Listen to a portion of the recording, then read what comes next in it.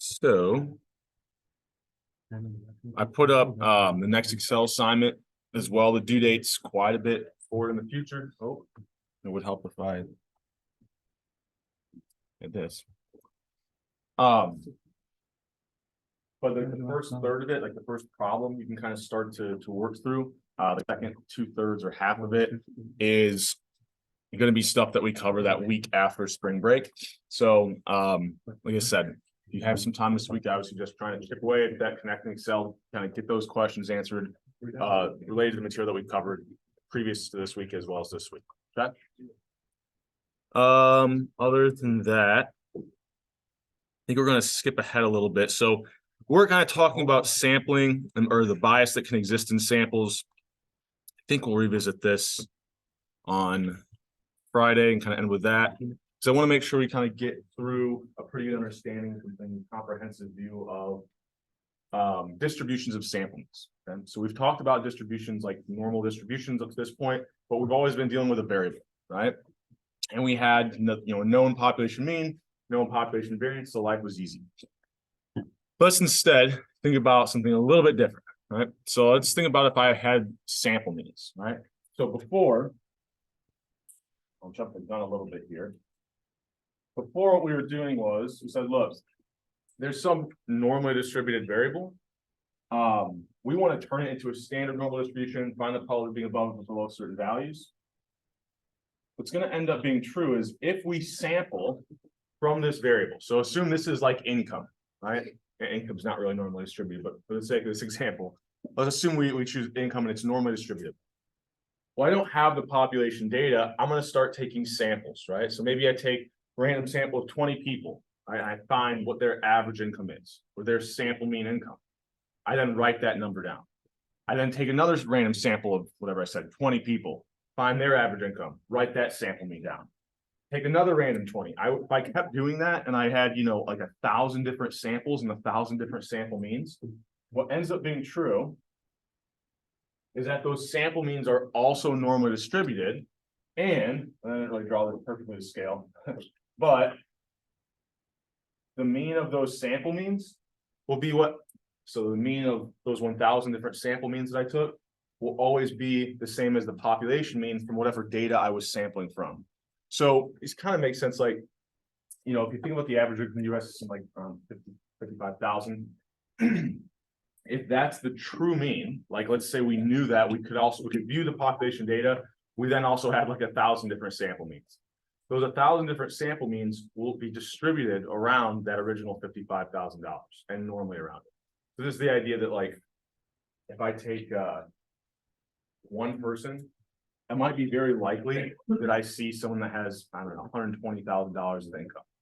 If I look at a sample of 20 people, it's very unlikely that my sample mean is going to be $120,000, right? It's more likely that it's going to be closer to whatever that true mean is, right? The more people I have in my sample, right, going from like one person to 20, the kind of, smaller the range of possible values that I'll see. But also, I'm kind of going to guarantee that those sample means are normally distributed around whatever that true population mean is. I'll keep going through this for now. Take me at my word. I'll kind of show you some support for this with some data here in a little bit. So if we, my setup example was taking 1,000 different samples and calculating 1,000 different sample means, and then thinking about what that distribution looks like. Now, if you wanted to in practice do this, you could. You could take 1,000 random samples and you could then build your frequency distribution or kind of show it using a bar graph, and it would always be normally distributed. So we already kind of talked about that mean of my sample means, those are 1,000 different samples, is whatever that original mean of the data I was sampling from was. The variance of my sample means, remember I said if we're looking at any like one person, maybe I see $20,000 of income or I see 250. But if I've got 100 people in my sample, it's going to be almost impossible for me to see an average income of over $100,000, right? I just know it's not very likely, right? I'm much more likely to get a value that's closer to the mean. So what's happening is that variance of my sample means, it's whatever the original variation existed in the data that I'm sampling from. But then as I take larger and larger samples, the variance or the range of kind of possible values that I'm seeing should go down. So notice if my sample size goes up, this whole fraction, or my variance of my sample means goes down. Okay. This is kind of one of the first times we'll start saying this a lot. It's always better to have larger samples, right? Because I know that if I'm getting a smaller and smaller variance on my sample means, well, that's good because in practice, I may not be able to take 1,000 different sample means. I may only be able to see one. So I want to try to guarantee that that one sample mean I see is somewhere around whatever the true mean is. How can I do that? If I get larger and larger samples, that's decreasing the variance of my sample means. It's going to be more likely I see a sample mean value that's really close to that population mean. So we want to take larger samples. That'll kind of decrease the variance on that sample mean distribution. Excuse me. So I kind of already mentioned this, like, and just not directly, right? As the sample size gets larger, that variance goes down. But then also, if the original variation in the data is larger, well, then that's also going to make the variance that we see for our sample means a little larger as well, right? It's what's in the numerator there. So that's not anything too crazy. And then if we want to take the standard deviation, once again, just the square root of the variance. Now, it kind of depends on what we're looking at, but we'll start mathematically looking at this in two different ways. It just kind of depends on what information you have and also what we're trying to calculate. But notice if I take the square root, right, of that variance, the square root of something squared is just itself. So there's kind of just two different ways of writing this, right? Both would lead us to kind of get the same thing. It's just in certain circumstances, you might see it written one way versus another. So I want to kind of introduce that here. Okay. Any questions so far? Yeah. Yeah. Right. Any other questions before we keep moving? All right, so let me kind of just give an example of how we're going to think about this. So let's say that I've got birth weight, I've got some big data set, we've got a bunch of births from 2004, and I know I can view the population data. So I can see that the population mean is like 3,000 grams, a variance of about 360,000. If I sampled 36 different births, right, and then calculated the average birth weight, and let's say I wanted to do that 1,000 different times, what would the distribution of those sample means look like? Well, I know that the mean of my sample means is always just the same as whatever that true population mean is. So when I sample these 36 births, those sample means I take could be normally distributed around that 3,287. That should be their mean. And then what's the variance going to be? Well, the variance is just whatever the original variance was. So 360,000 divided by 36. Right? I think this is 100,000. That's my variance of my sample means. If I want the standard deviation, I would just take square root. Right? So square root of 100,000. So it should be 100 there. Right? So and. So our sample means, no matter what size they are, will always be normally distributed around whatever the true kind of population mean was from the data I was sampling from. The variance will always be what the original variance was divided by how large my sample is. So if I'm taking larger samples, right, I'm driving down that variance. Okay. So with that in mind, right, the standard deviation for a sample size of 36 is 100. Let's do this one. Let's see if we're following along okay. So let's say instead of 36 births, I take a random sample of 100. So I've got 100 different births. I calculate the sample mean. I then do another random 100, and I kept doing this 1,000 times. What would the distribution of those sample means look like? All right, so I should be able to know what the mean of my sample means will be centered around, right?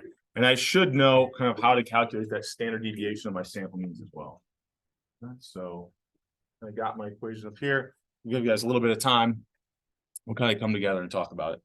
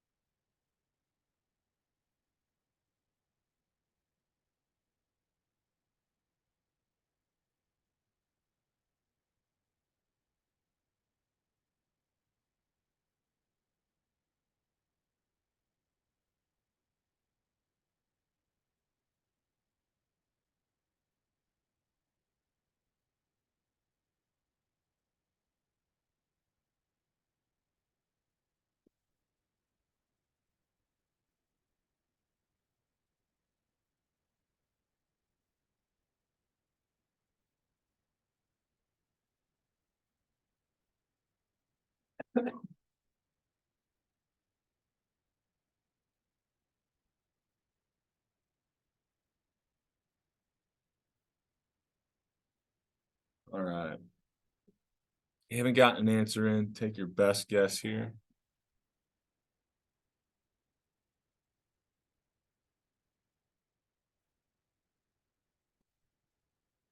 I'll leave this open. People are trying. So we'll work through this. Hopefully everyone gets this one right. So what should the mean of my sample means be? What should it always be centered around? Whatever that original mean of the data was. What was the original mean of the data? I didn't even change it from the previous example. Still 3,287. Now from there, I shouldn't have to use the formulas if I remember the principles. So before, if I can get this to work. There we go. When I had a sample size of 36, right, I said that the standard deviation was 100. So if I take a larger sample, what should be true about my new variance?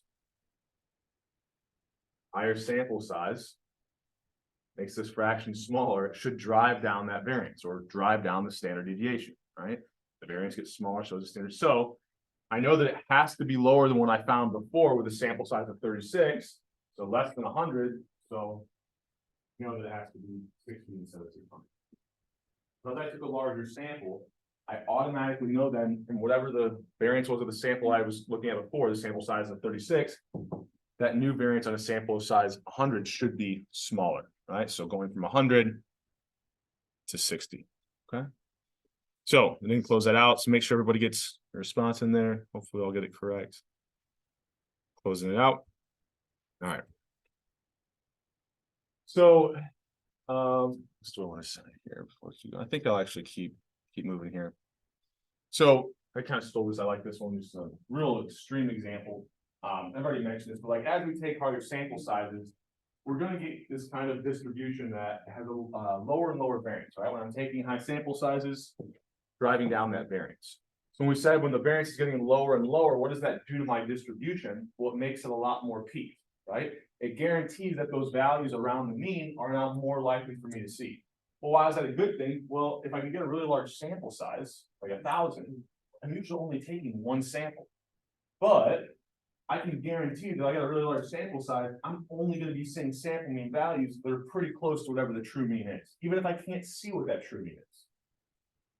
Whereas when I take really small samples, right, there's some, decent probability that I see these values that are pretty far from the mean if I only take one sample. So I want to try to get a higher and higher sample size, makes that distribution of my sample means a lot higher or more peaked, guaranteeing putting values around whatever that true population mean is, even if I can't see that true population mean, even if I'm only taking one sample, okay? And it kind of makes sense, right? The more observations I have, the better of an idea I should have, about what the population view is. You can imagine at some point, once I get a large enough sample, well, it actually becomes my population, right? So the higher and higher the sample I take, the more people that I'm grabbing from my population, well, then the closer I'm going to get to what the actual population mean is, right? There's another kind of visual of it you can kind of think about as I go from samples 1, 3, 10 to 50. At 1, this isn't even really a curve, it's kind of like this squiggly line. Just notice as we take higher samples, we start getting a more peak distribution, right?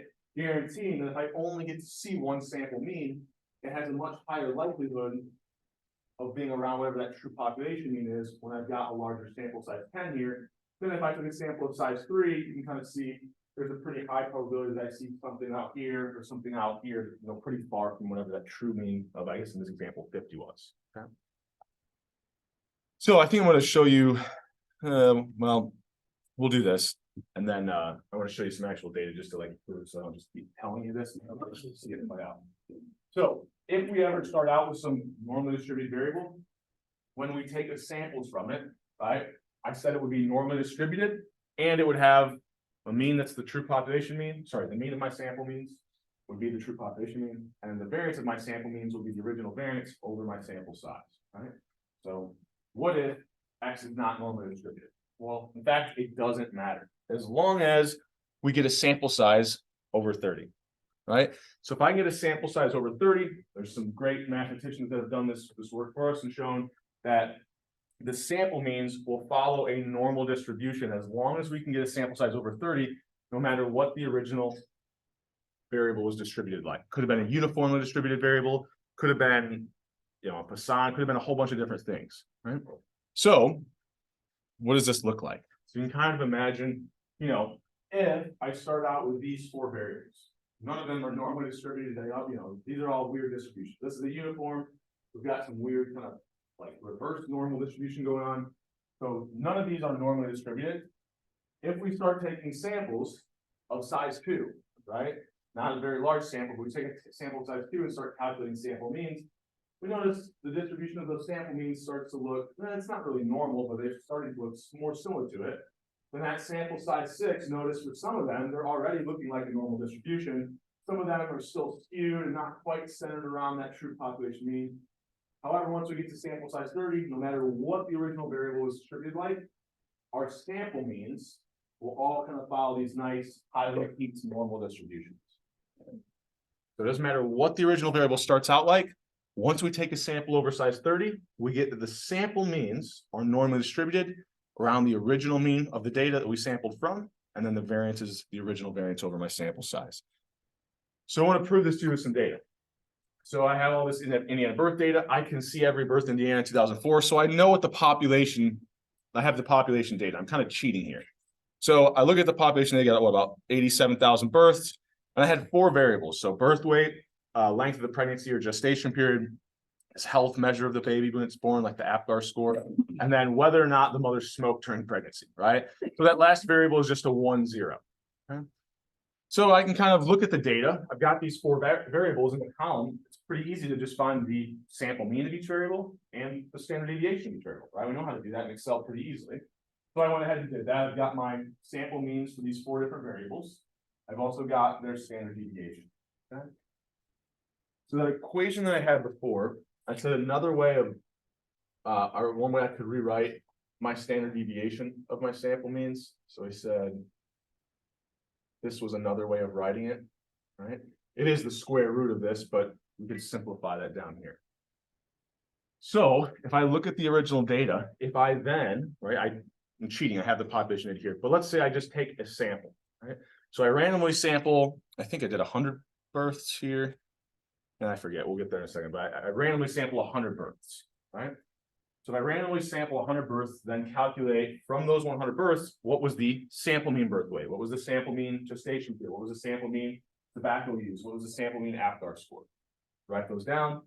Take another random sample of 100, calculate those sample means, write those down. Take another sample of 100, calculate the sample means, write those down. Eventually, if I did like 1,000 times, I would now have this new data set where I have 1,000 different sample means.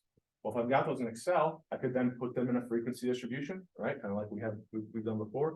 I could calculate, oh, I've got those 1,000 sample means. Let me just calculate the mean of those sample means real quick, right? Using the average function. Let me calculate the standard deviation of those sample means. So what should be true is from those samples of size 100, they all should be normally distributed around whatever the population means were for these variables. And the standard deviation should be whatever the original standard deviation was divided by my square root of my sample size. Well, I was doing samples of 100, so square root of 100 is 10. So keep the original standard deviations, but just move the decimal point one place and divide by 10. We'll see if that ends up being true. But before we do, we'll just kind of look at, you know, I'll prove to you, it doesn't matter what it starts out distributed like. Birth weight, once again, nice biological metric, looks like a nice normal distribution. This is the original population data. Okay. We then look at length of the pregnancy, pretty left skew distribution, right? We kind of see a lot of, you know, there's some premature births, not, you know, 11-month births. So not really normally distributed, but you could argue maybe a little close.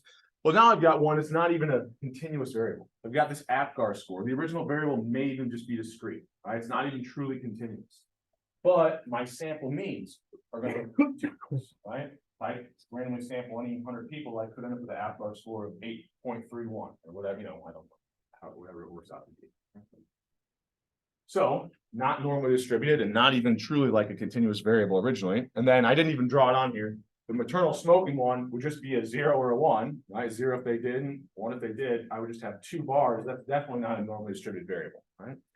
So it ends up being true if we take these 1,000 different samples of size 100, once I store them in another data set, I can calculate the mean of all those sample means. I can calculate the standard deviation of those sample means.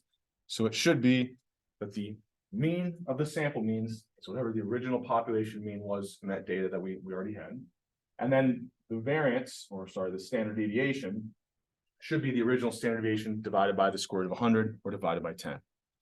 So sure enough, just kind of remember, here was the original population data, the sample means, and the standard deviations we calculated. Now I've got this subset, right? This a set of 1,000 different sample means of size 100. I then calculated the mean and standard deviation for each of these variables. And notice, yeah, they're a little off, right? Maybe, you know, if I didn't go round to the integer here, they're off only like the second of a decimal, but they're really close, right? So notice, you know, 8.8, this one's exactly the same, this one's the same, this one's off at the second decimal, and this one's off by like a grade. So my sample means have the mean of those sample means ended up being exactly the same as the original population mean for the data I sampled from. Now they're a little off because in theory or in practice, what you would have to do to match with the theory is take an infinite number of samples. Well, you're never gonna have an infinite number, so you're gonna get a really close approximation. It may be a little bit off, right? But if you get samples over size 30, it's gonna be a very close approximation. And then the standard deviations, right, should all be divided by 10 because it was the square root of our sample size, square root of 100. Sure enough, 600 becomes 60, 2.66, 0.27, once again off a little bit the second decimal, 0.38, 0.038, here rounded it was 0.04, so those are actually the same. And then 0.82 becomes 0.08 or 0.082, right? So we can prove this, like a lot of the times, like I don't want to go through the mathematical proof. So if I'm telling you, something supposed to hold, I can look at the data and see, well, look, somebody was telling me that if I sample from this variable X, that my sample means will be normally distributed around whatever the true mean was of that data I sampled from. And the variance should follow this. And sure enough, I can kind of prove that to myself using some actual data, right? Now, we don't go through that process every single time, but just kind of showing you some support for that statement, right? So I'll even go a step further, which is not only will the sample means be normally distributed around the population mean, and we know that the variance will be the original variance over the sample size. I said they also should be, no matter what the original variable started out like, the sample mean should be normally distributed. Sure enough, if I look at birth weight, those sample means are normally distributed. Now, notice, if I go back to the original variable, yes, it did start out normally distributed, but the range of values I was seeing was like, what, like 4,500 to even 2,000. Well, once I take samples of size 100, my new variance, right, it's going to be the original variance over my sample size. The variance of my sample mean should be smaller, right? Having a higher sample, taking a sample size, anything over 1 there. And so I'm going to get a more peak distribution. It's going to be more likely I see values around whatever that true population mean was, which was like 3,287. So notice the range here, I was seeing things from 2,000 to like 4,500. Once I look at my sample means for birth weight, my sample means for birth weight, I'm only seeing things from like what? 3,425 to 3,100. I've got a much narrower range of values I'm seeing, right? And that's because I'm not looking at just like one person, I'm looking at 100 different individuals, right? And so it's more likely I'm going to get a sample mean that's kind of averaging out those extreme outliers. If I'm only looking at any one person, I could see someone, from anywhere in that distribution. I might see really large or really small values. If I'm taking 100 of them, it's more likely that I'm getting a lot of individuals kind of closer to that original population mean. Any questions on? If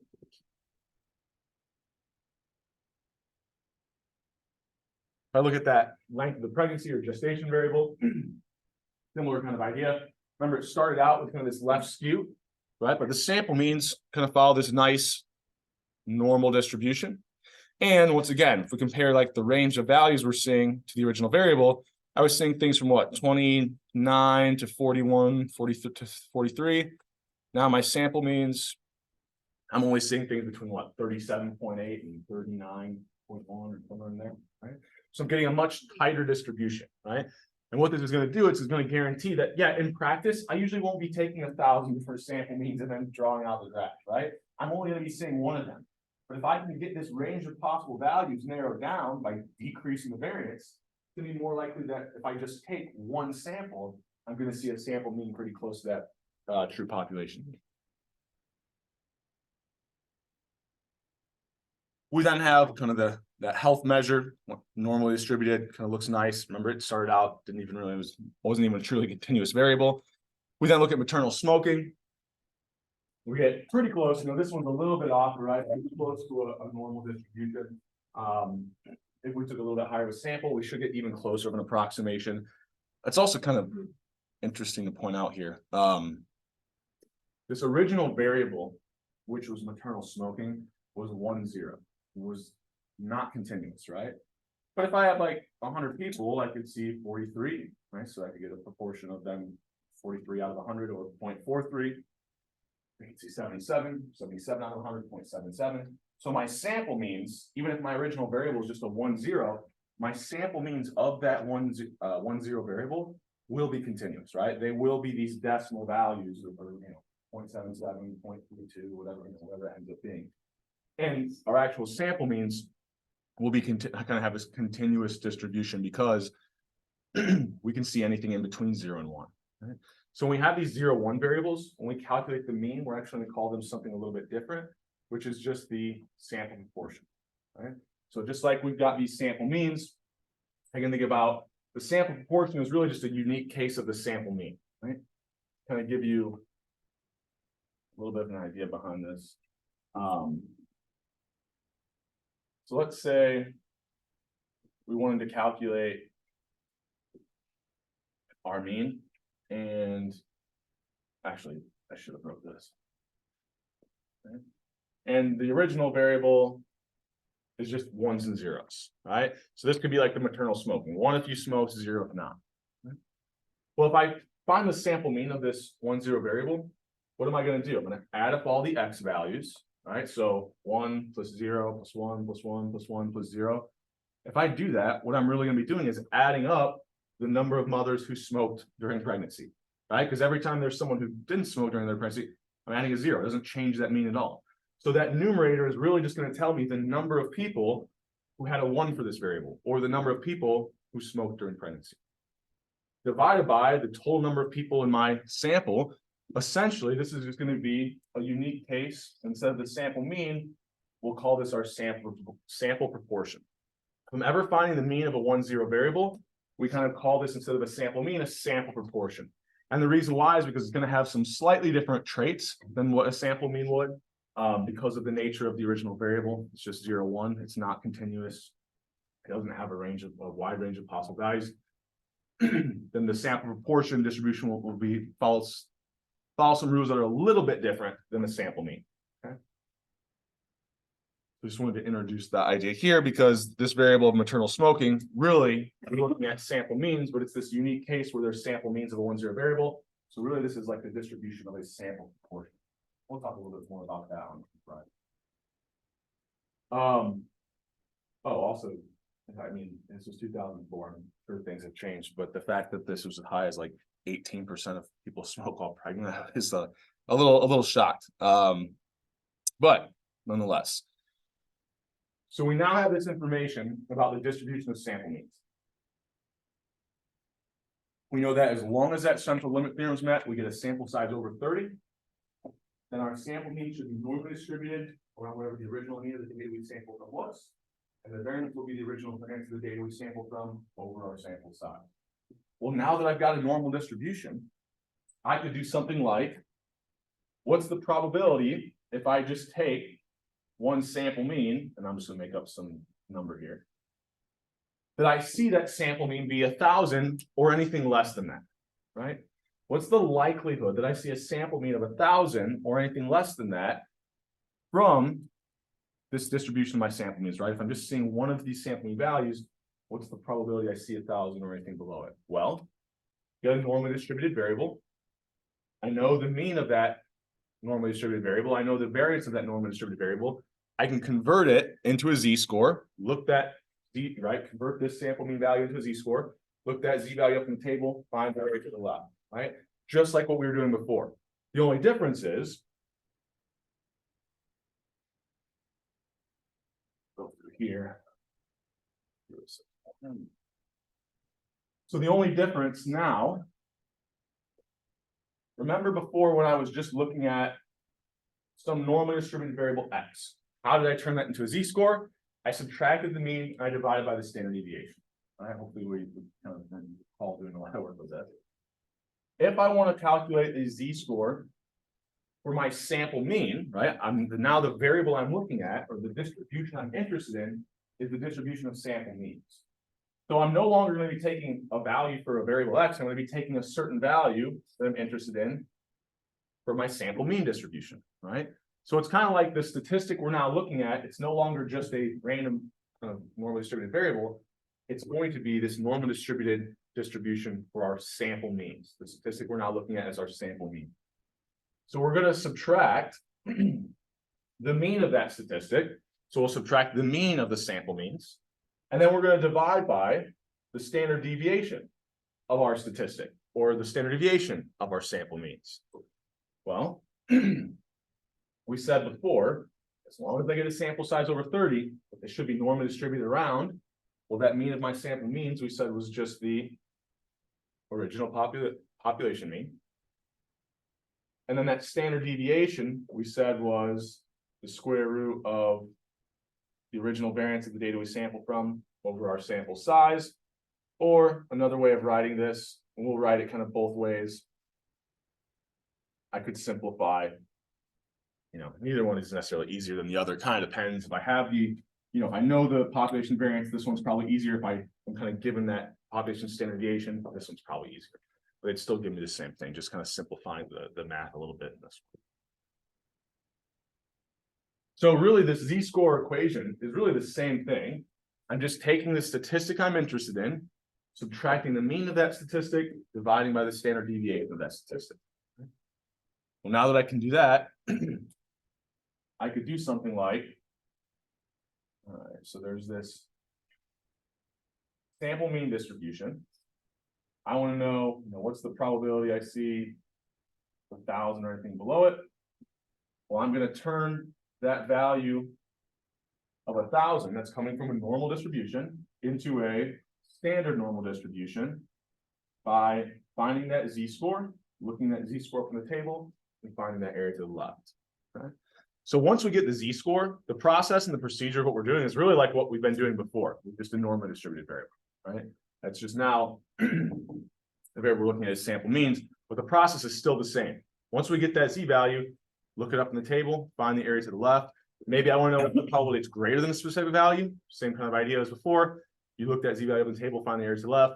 Well, I went to the area to the right, so I subtract it from 1.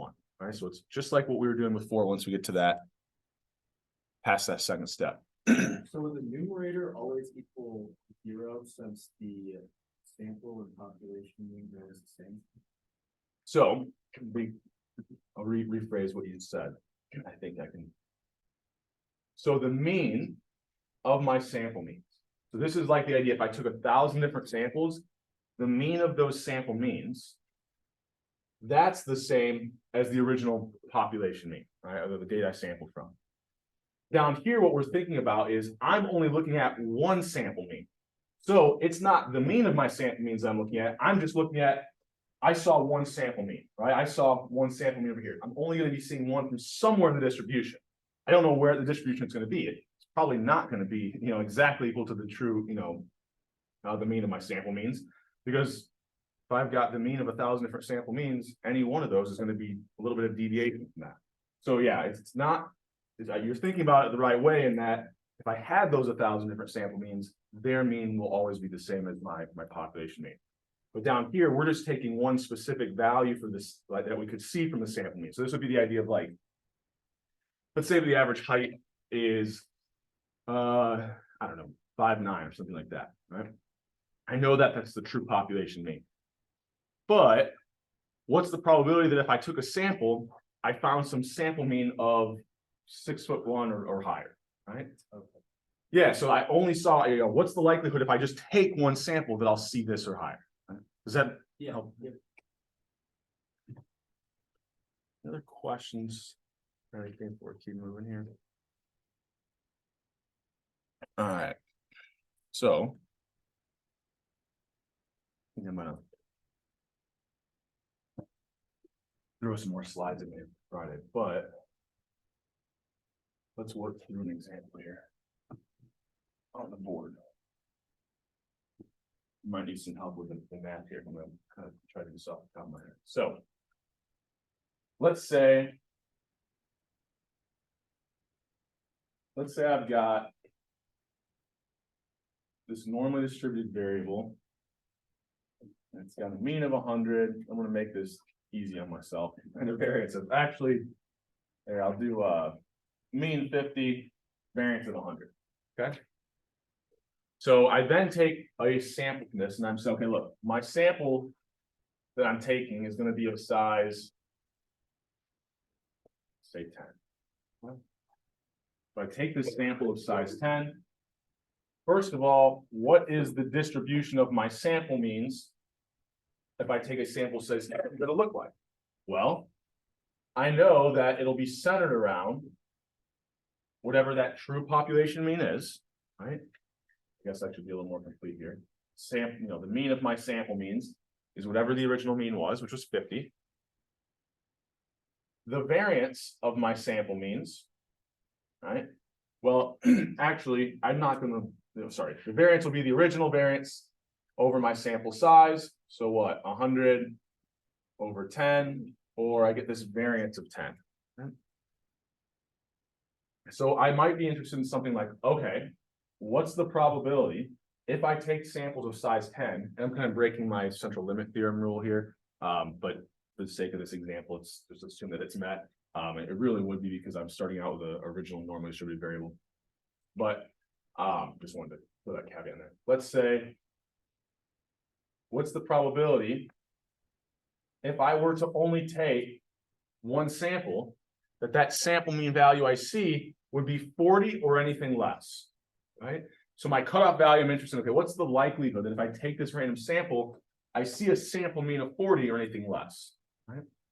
Well, I'm gonna have to turn that value of 40 into a z-score. So how do I do that? You said we take the sample mean, subtract the mean of my sample means, divide by that standard deviation. Sorry, it's the same there. Well, the mean of my sample means is always whatever that original population mean was. And we said the standard deviation, well, that would just be square root of the original variance over my sample size. So now it's just a matter of plugging these values in. I didn't leave myself a lot of room. But right, we got that sample mean cutoff value we're interested in of 40. We'll subtract that mean of 50. And then if I were to take the square root of that variance over my sample size, I should have square root of 10 down here, right? Or the square root of 100 over 10. So 100 over 10 is 10. So that's what? 10 divided by the square root of 10. Anybody want to help me out? See if I can beat you. 3.16 sounds about right. All right. So I calculated that z value, excuse me, to be 3.16. So if I turn that value of 40, wait, negative. I was gonna say that doesn't make any sense, right? 40 minus 50. So we're gonna have negative 10 over the square root of 10. My bad. So this ends up being negative 3.16. So what's the likelihood I see a sample mean that far away, right? I see a sample mean 3.16 standard deviations away from that true population mean or anything even further. Well, at that point, all I do, go to my z table, look up what, negative 3.16, 0.0008. So, in this case, pretty unlikely that if I were to only be able to take one sample, the likelihood I see something that's 10 away from that mean, right? 10 below the mean or anything even further below it, that probability is only 0.0008, right? So even with a sample of size 10, we're starting to already see like, it's not gonna be very likely I see values that are far away from that true population mean, right? It's gonna be way more likely that I'm gonna be seeing a sample mean that's somewhere around that true population mean of 50. Any questions on this idea? But hopefully you're noticing like, once I got that Z value, it's exactly the same process as what we're doing before, right? The Z value just takes a little bit more. There's a couple more moving parts now. Questions before we keep moving here?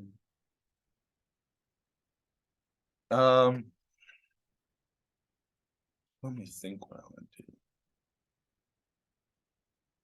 Work through another one. I think we'll kind of save all the bias stuff and try to get through that on Friday.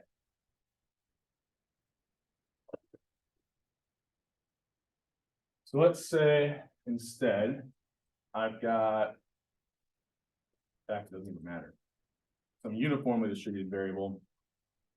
Let's say 100. Let's say we've got a variance of 2,500. So I then take samples of size 25. I guess let's do one where I'm actually 50, right? Make sure that central limit theorem is met because our original variable is uniformly distributed. So now we really know that we need that central limit theorem to hold.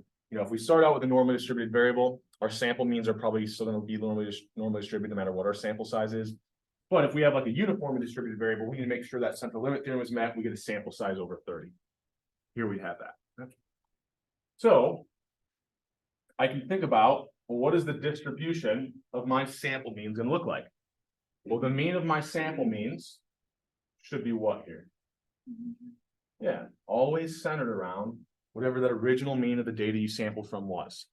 Okay. If I then think about, okay, what's the likelihood? Oh, we'll even do 120. What's the probability I see 120 for my sample mean or anything greater? Right. So that's what I'm trying to find the probability of. What's the probability if I just take one sample of size 50 that I see a sample mean of 120 or even further away from that true population mean of 100? Well, I'm going to write up that Z-score. And we won't write it out every single time, kind of piecing it together. So I'm just going to write out what the end result is, which is you take that sample mean cutoff value you're interested in, subtract that true population mean, and you divide by, remember, this represents the standard deviation of my sample means. Just kind of a reminder, we can write, standard deviation of my sample means like this. So the next step is turning this value of 120 into a Z-score, right? So what do? I'm just plugging it into that equation, right? So I've got what? Cutoff value I'm interested in is 120. The true population mean is 100. The original variance is 2,500 over 25, right? Thinking this is 2. If I'm doing the math in my head correct here. Am I doing the math in my head correct there? 100 square root of 10, or square root of 100 is 10, 20, yep, so 2. Oh, sorry, you're right, I changed it. So it won't be 2, it should be what? I think it should be 1. Maybe not. Anybody want to check my math? So we've got what? 20 divided by.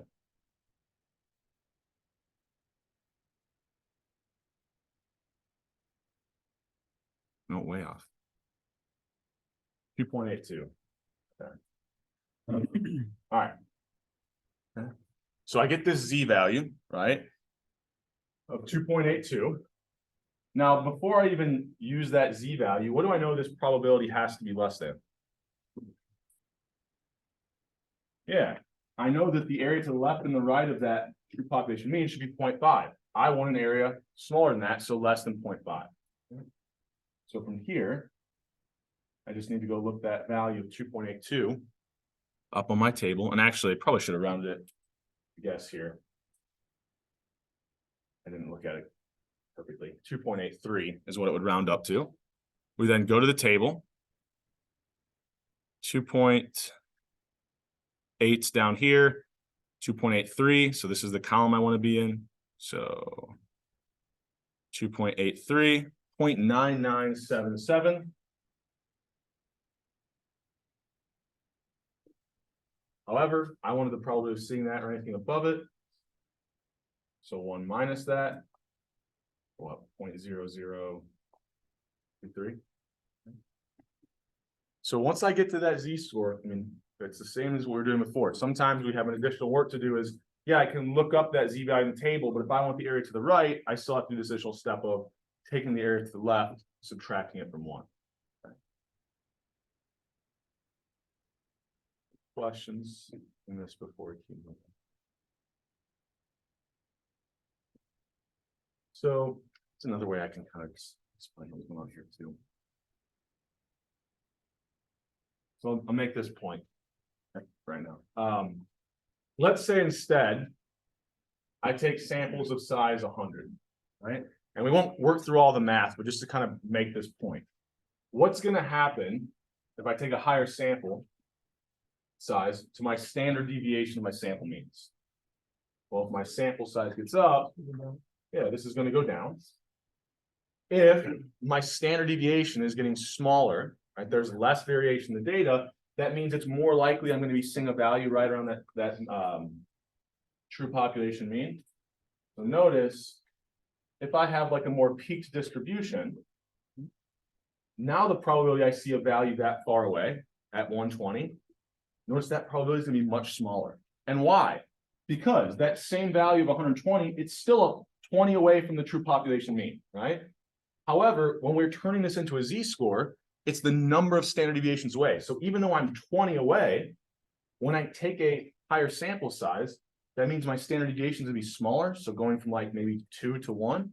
Well, now I'm dividing by a smaller number in my z-score equation. So my z-score is going to get much higher, pushing me way out to the right, making that probability smaller and smaller.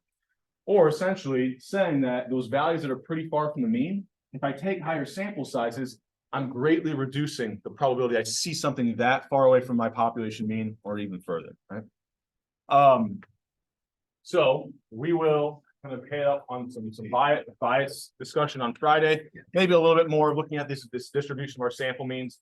Start trying to chip away this week at that Connect and Excel assignment, the first kind of half of each of them.